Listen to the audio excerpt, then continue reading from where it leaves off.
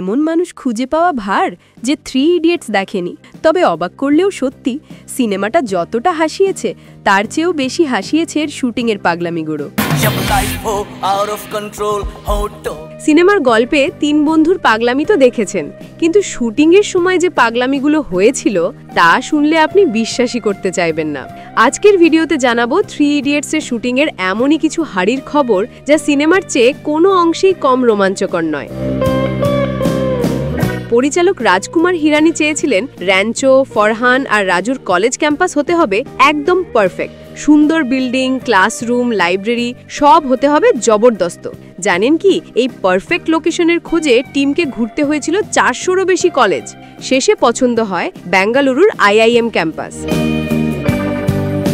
শুটিংয়ের শুরুতেই ছিল সেই আইকনিক র্যাগিং সিন। জুনিয়রদের প্যান্ট নামিয়ে জাহাপনা তুসি গ্রেট হো, তোফা কবুল করো, এই ডায়লগটা মনে আছে তো?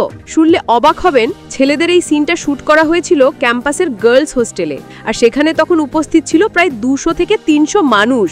এত মানুষের সামনে প্যান্ট খুলে শুটিং করাটা অভিনেতাদের জন্য কতটা বিব্রত করার অদ্ভুত ছিল একবার ভাবুন তো।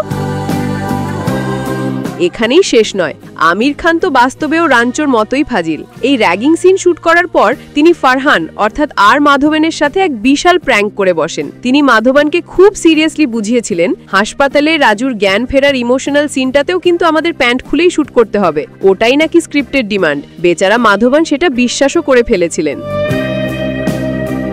এবার আসি ভাইরাসের বাড়ির গেটে সেই বিখ্যাত মূত্র বিসর্জনের দৃশ্যে।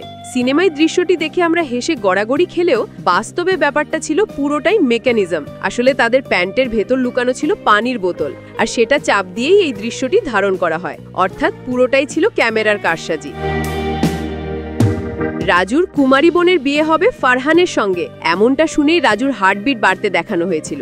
ওই সিনটা রিয়েলিস্টিক করার জন্য ডিরেক্টর কোনো গ্রাফিক্স বা কারসাজি করেননি। একজন মানুষকে ইসিজি মেশিনে লাগিয়ে তাকে জোরে জোরে দৌড়াতে বলা হয়েছিল, যাতে মনিটরে হার্টবিট বাড়াটা একদম ন্যাচারাল দেখায়।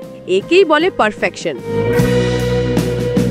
শুটিং চলাকালীন অন্য সব অভিনেতারা বেঙ্গালুরুর নামিদামি হোটেলে থাকলেও আমির খান ছিলেন ব্যতিক্রম। তিনি থেকে যেতেন IIM এর স্টুডেন্ট হোস্টেলে। শুটিং শেষে সন্ধ্যায় ছাত্রদের সাথে বাস্কেটবল, টেনিস আর ব্যাডমিন্টন খেলায় মেতে উঠতেন। 43 বছর বয়সে 20 বছরের যুবকের চরিত্রে মানিয়ে নিতে তিনি কমিয়েছিলেন ওজন, বদলেছিলেন হেয়ারস্টাইল, যা কেবল মিস্টার পারফেকশনিস্টের পক্ষেই সম্ভব।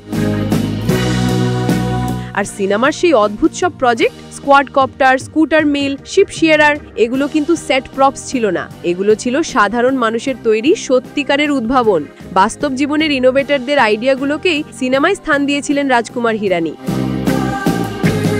3 ইডিয়টস যেমন সিনেমায় দারুণ, এর পর্দার পেছনের গল্পটাও যেন আরেকটা আলাদা সিনেমা। হাসি, পাগলামি আর দুষ্টুমির অল ইন ওয়ান মশালা।